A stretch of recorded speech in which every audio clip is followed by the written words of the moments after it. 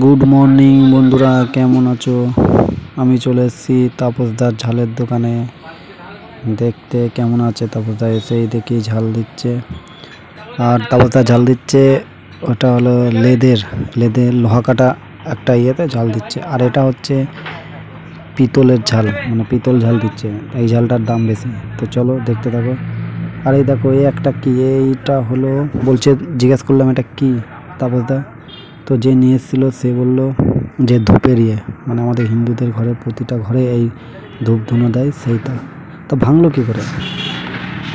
দাদা জিনিসটা কি?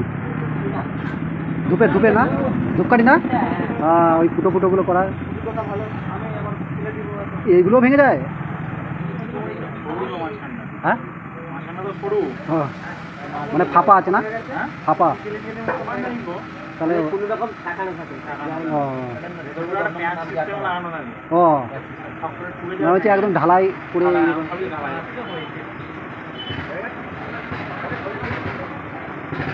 আর যখন মানে সন্ধ্যাবেলায় গেলাম তাপসদার কাছে, তার তখন দেখি যে এইটা সেই পুরনো এমএরটি গাড়ি আছে না, সেই গাড়ি দেখতে পাচ্ছ, এমএরটি গাড়ির পেছনটা ভেঙে গেছিলো, তাই ঝাল দিচ্ছে।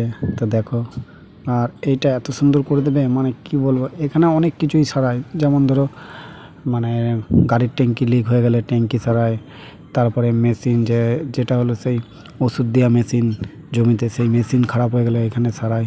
নানান রকম যত লোহা ব্লক করে কাজ আছে সব এখানে ঠিক করে তাপসদা। তো চলো দেখতে থাকো ভিডিওটা।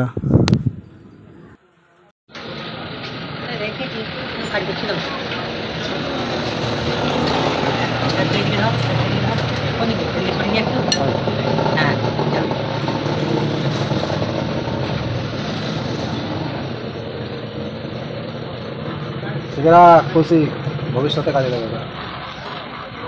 লাইনে আনবো না, অন্য করে কাজে বসাবো। লাইন ভালো না, পয়সা নেই দাদা, পয়সা আছে আমার।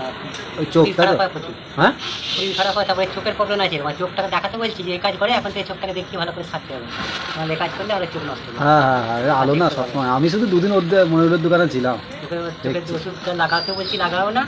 হ্যাঁ, চশমা নিতে বলছে, তাও নেয়নি। নে চোখ বিশাল বিশাল। এখন তো বুঝতে পারবো না, এখন তো কিছু বুঝতে পারবে। চোখ হলো বুঝতে পারবে। সব থেকে দামি জিনিস হলো চোখ। হাত না থাকলে চলবে, চোখ না থাকলে মা চলবে না। হ্যাঁ, হাত না থাকলে মা তুমি ঠিক করে খেতে পারবে। ঠিক আছে,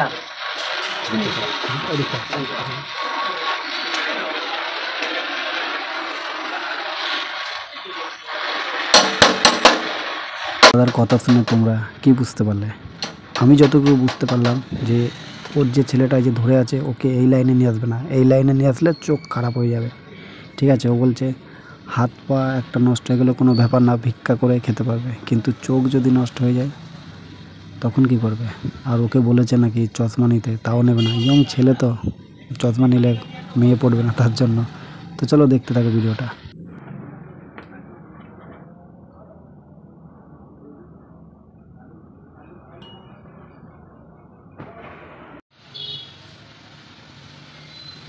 তারপরে একটা ছিল যেটা হলো সাইকেলের হ্যান্ডেল ভেঙে গেছিলো, সেই হ্যান্ডেলটা ঠিক করবে।